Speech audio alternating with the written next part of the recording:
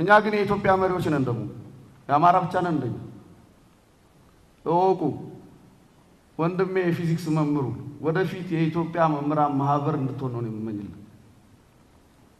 በአማራ ብቻ አትቀርም ጠንክር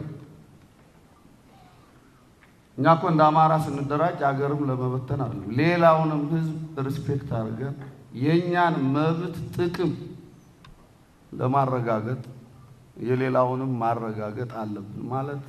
ምንም ነው የለው አማራ በባህሪውም ይሄው ስስታም አይደለም ስግብግብ አይደለም